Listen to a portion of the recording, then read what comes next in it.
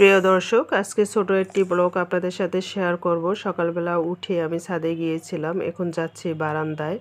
তো ছাদে আমি গিয়েছিলাম, ছাদে আমার কিছু গাছ আছে। এই গাছগুলো আমার আগে বারান্দায় ছিল, কিন্তু বারান্দায় রৌদ্র পড়ে না, এজন্য সবজির গাছগুলো ভালো হয় না। তো ছাদে সবজির গাছগুলো নিয়ে গিয়েছি, আর এখানে কিছু ফুলের গাছ, এখানে নিম পাতা গাছ, লেবু গাছ, পুঁই শাক গাছ, তারপরে আলু শাকের গাছ কিছু আছে, আর ফুলের গাছ আমি লাগিয়ে দিয়েছি। কারণ গাছে রৌদ্র না পড়লে গাছ ভালো হয় না, এজন্য এখানে সবজি গাছ কিছু ছাদে নিয়ে গেছি। তো ছাদে গিয়ে দেখি মাশাল্লাহ আমার সব গাছগুলো মোটামুটি ভালো হয়েছে, আর এখানে ফুলের গাছগুলোও ভালো হচ্ছে। তো এই গাছগুলো আমি 2 দিন পরে পানি দিই, যেহেতু বারান্দায় রৌদ্র আসে না, হালকা একটু রৌদ্র আসে, তো পানি শুকায় না, গাছের গোড়া ভিজা থাকে।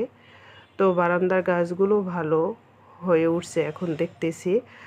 তো এই তো ছাদ থেকে ঘুরে এসে বারান্দায় ঘোরাঘুরি করে তারপরে রান্না করতে যাব। আমি ছাদ থেকে কিছু শাক নিয়ে আসছি, এটা হচ্ছে থানতুনি পাতা আমরা বলি। আর এখানে যে কোরাল মাছ ভিজিয়ে রেখেছি, আজকে দুপুরে এগুলো রান্না করব। তো অনেক দিন পর গ্যাপ পড়ে যায় ভিডিও ছাড়তে আমার, কারণ আগের মতো অত সময় পাই না, যেহেতু বাচ্চাদের স্কুলে যেতে হয়, সব কিছু মিলে ব্যস্ত থাকি, এজন্য এক একটা আইটেম ছাড়ার ইচ্ছা থাকা সত্ত্বেও ছাড়া হয় না। তো এই তো দুপুরে কি রান্না করলাম সেগুলো একটু আপনাদের সাথে শেয়ার করতেছি।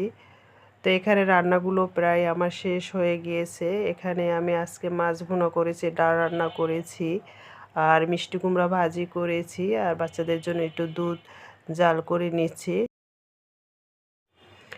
আর ভিডিওটা দেখার আগে অবশ্যই লাইক দিয়ে দেখা শুরু করবেন। সবাই ভালো থাকবেন। আল্লাহ হাফেজ।